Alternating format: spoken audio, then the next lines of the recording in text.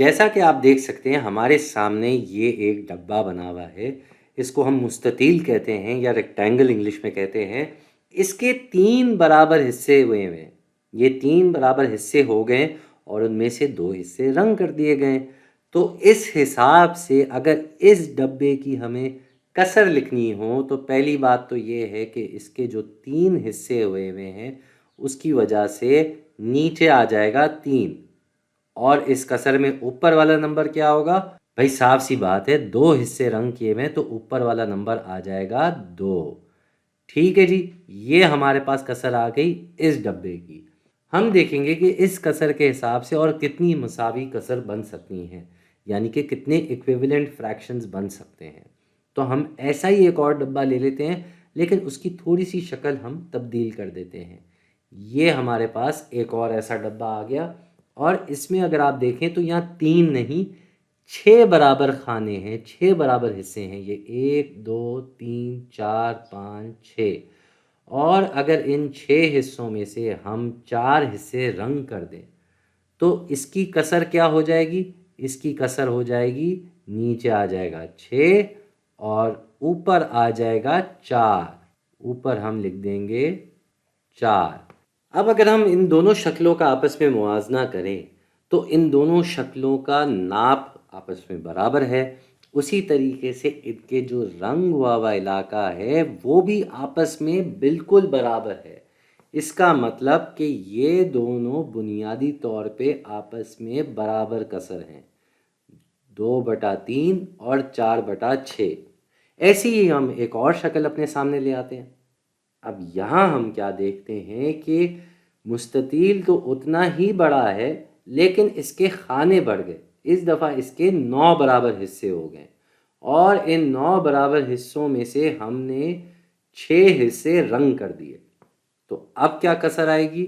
بھائی بہت ہی آسان ہے، نیچے آ جائے گا 9 اور اس کسر میں اوپر آ جائے گا 6، تو یہ ہو گیا 6/9۔ یہاں بھی ہم دیکھ رہے ہیں کہ اس مستطیل کا ناپ، اس ریکٹینگل کا سائز بالکل پچھلے 2 کے برابر ہے، اور جو رنگ کیا ہوا علاقہ ہے وہ بھی اتنا ہی ہے جتنا پہلے تھا۔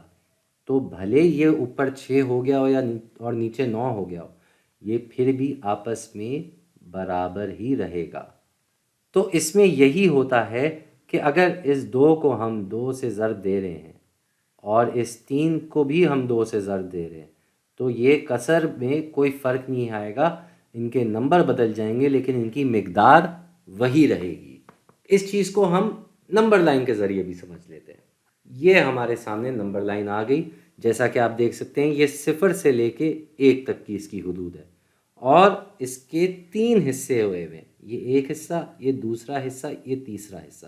تو اس کا کیا مطلب ہوا؟ پہلا حصہ ہو جائے گا 1/3، دوسرا ہو جائے گا 2/3، اور تیسرا ہو جائے گا 3/3 یعنی کہ 1۔ اب اس مستطیل کے حساب سے اگر ہم ان سب حصوں کو آدھا آدھا کر دیں، یہ بھی آدھا ہو گیا، یہاں بھی آدھا آ گیا، اور یہاں بھی آدھا آ گیا۔ اب اس کے 6 حصے ہو گئے، تو ایک حصہ ہو جائے گا 1/6، پھر دوسرے حصے پہ آئیں گے تو 2/6، پھر 3/6، پھر 4/6، 5/6 اور 6/6 جو کہ 1 ہوتا ہے۔ اب غور سے دیکھیں تو یہ 4/6 والا جو حصہ ہے یہ وہیں آ رہا ہے جہاں 2/3 آ رہا ہے، تو یہ ادھر بھی ہمیں دکھ رہا ہے کہ یہ آپس میں برابر ہے۔ اس کو ہم تیسرے مستطیل کے حساب سے بھی دیکھ لیتے ہیں۔ اب یہاں پہ ہم کیا کریں گے کہ ان حصوں کو 3 حصوں میں بانٹ دیں گے، جہاں ایک حصہ تھا وہاں 3 حصے ہو جائیں گے۔ اس کا مطلب یہ ہوا کہ 0 سے لے کے 1 تک کی جو حدود ہے وہ 9 حصوں میں تقسیم ہوگی۔ تو ایک حصہ ہو جائے گا 1/9، پھر دوسرا ہو جائے گا 2/9، پھر 3/9، 4/9، 5/9، 6/9، 7/9، 8/9 اور پھر 9/9 جو کہ 1 ہی ہوتا ہے۔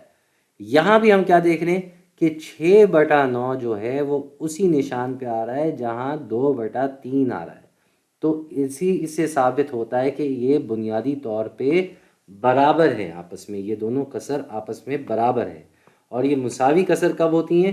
جب دونوں شکلیں آپس میں برابر ہوں، ان کا سائز، ان کا قد ناپ برابر ہو اور رنگ ہونے والا علاقہ بھی برابر ہو۔